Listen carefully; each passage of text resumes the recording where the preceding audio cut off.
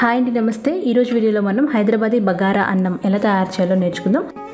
ఎంతో టేస్టీగా ఉండే ఈ ఫ్లేవర్డ్ రైస్ చాలా ఈజీగా క్విక్గా తయారు చేసుకోవచ్చండి. ఇక్కడ నేను చికెన్తో సర్వ్ చేశాను అనమాట. ఇది మీకు సర్ప్రైజ్ రెసిపీ రేపు మన ఛానల్లో రాబోతుంది.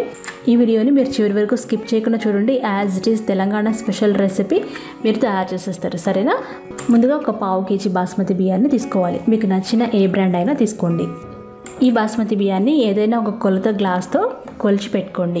ఇప్పుడు అందులో నీళ్లు పోసి శుభ్రంగా కడిగి అరగంట పాటు నానబెట్టుకోవాలి. అరగంట నానిన తర్వాత ఫిల్టర్ చేసి పక్కన పెట్టుకోవాలి. ఒక 10 నిమిషాలు ఇలా ఫిల్టర్ చేసి పెట్టుకుంటే సరిపోతుంది. ఇప్పుడు మందంగా లోతుగా ఉన్న ఒక కడాయి పొయ్యి మీద పెట్టి అందులో 10 టేబుల్ స్పూన్స్ వరకు నెయ్యి వేయాలండి.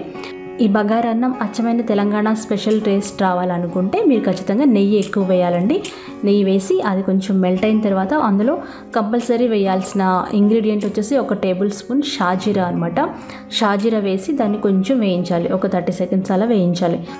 తర్వాత దంచి పెట్టుకున్న యాలక్కాయలు 10, అలాగే ఒక నల్ల యాలక్కాయ దాన్ని కూడా దంచి వేసుకోండి.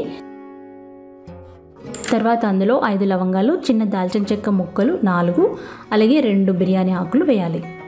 వీటిని 1 నిమిషం పాటు అలా వేయించాలి. ఆ తర్వాత పొడుగ్గా కట్ చేసి పెట్టుకున్న ఒక ఉల్లిపాయ వేసుకొని ఒక 2 నిమిషాలు వేయించాలి. ఆ తర్వాత పొడుగ్గా కట్ చేసి పెట్టుకున్న 5-6 పచ్చిమిర్చి వేసుకోవాలి. ఇందులో మీకు నచ్చినట్లయితే జీడిపప్పులు వేసుకోండి. జీడిపప్పులు ఆప్షనల్ అండి. వీటిని ఒక 3-4 నిమిషాలు మీడియం ఫ్లేమ్లో వేయించాలి. ఉల్లిపాయలు కొంచెం వేగిన తర్వాత ఒక టేబుల్ స్పూన్ అల్లం వెల్లిపాయ పేస్ట్ వేసి పచ్చివాసన పోయేంత వరకు వేయించుకోవాలి. ఒక 2 నిమిషాలు మీడియం ఫ్లేమ్లో వేయిస్తే సరిపోతుందండి. ఇప్పుడు అందులో గుప్పెడు పుదీనా, గుప్పెడు కొత్తిమీర వేసుకోవాలి. ఈ పుదీనా కొత్తిమీర కూడా 1 నిమిషం పాటు నేతిలో వేయించుకోవాలి. చూసారు కదా, ఇలా అన్నీ వేగిన తర్వాత ఇప్పుడు అందులో మనం 2 టీ స్పూన్ల ఉప్పు వేయాలి. అంటే బియ్యానికి సరిపడా ఉప్పు వేస్తున్నాం, అవసరమైతే తర్వాత వేసుకోవచ్చు. ఆ తర్వాత మనం ఫిల్టర్ చేసి పక్కన పెట్టుకున్న బాస్మతి బియ్యాన్ని వేసుకోవాలి. బాస్మతి బియ్యం వేసి ఒకసారి మొత్తం బాగా కలపాలి. అప్పుడు ఈ మసాలా ఫ్లేవర్ అంతా బియ్యానికి పడుతుంది. ఇప్పుడు మనం బియ్యం పొడి పొడిగా రావడానికి 2 టేబుల్ స్పూన్ల నెయ్యిని వేయాలి. ఈ రెసిపీలో నెయ్యి ఎక్కువ వేస్తేనే మీకు అచ్చమైన టేస్ట్ వస్తుందండి. సో నెయ్యి వేసిన తర్వాత మళ్ళీ ఒకసారి కలపాలి. ఇలా కలిపితే మనం అన్నం ఉడికిన తర్వాత రైస్ అంతా పొడి పొడిగా వస్తుందన్నమాట. ఇప్పుడు అందులో ఈ ప్రాసెస్లో మనం డబల్ వాటర్ వేసుకోవచ్చండి. ఒక గ్లాస్ బియ్యానికి 2 గ్లాసుల నీళ్లు వేసుకోవాలి. హై ఫ్లేమ్లో 5 నిమిషాలు మరిగించాలి. ముందుగా 5 నిమిషాలు హై ఫ్లేమ్లో మరిగిస్తే ఇక్కడ బబుల్స్ వస్తాయన్నమాట. బబుల్స్ వచ్చినప్పుడు మనం చెక్ చేసుకోవచ్చు. చూసారు కదా, ఇలా బబుల్స్ లాగా వస్తుంది అంటే బాగా ఉడుకుతుందని అర్థం అనమాట. అప్పుడు మీరు ఉప్పు చెక్ చేసుకొని అవసరమైతే ఇప్పుడు వేసుకోవచ్చు. ఇలా ఒకసారి బాగా కలిపేసి కాసేపు ఉడికించుకోవాలి. ఇక్కడ నాకు ఉప్పు కావాలన్నమాట, కొంచెం వేస్తున్నాను. ఆ తర్వాత 1/2 టీ స్పూన్ బిర్యానీ మసాలా పొడి వేయాలి.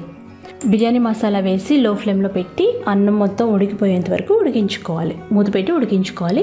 తొందరగానే ఉడికిపోతుందండి బాస్మతి రైస్ కాబట్టి. ఒక 5 నిమిషాల్లో ఉడికిపోతుంది. మీరు చెక్ చేసుకోండి. ఎప్పుడైతే అన్నం మీరు చెక్ చేస్తే బాగా ఉడికిపోయిందో అప్పుడు స్టవ్ ఆఫ్ చేసి సర్వ్ చేసుకోవాలి. ఎంతో రుచికరమైన ఈ ప్లెయిన్ బగారా రైస్ చాలా చాలా బాగుంటుందండి. Telangana special recipe. పెళ్ళిళ్ళలో అయితే కంపల్సరీ పెడతారనమాట ఈ రెసిపీ. సో ఫ్రెండ్స్, ఈ రెసిపీ తప్పకుండా ట్రై చేయండి. ఏదైనా చికెన్ గ్రేవీతో సర్వ్ చేసుకుంటే సూపర్గా ఉంటుంది. ఇది నేను చికెన్ గ్రేవీతో సర్వ్ చేస్తాను అనమాట.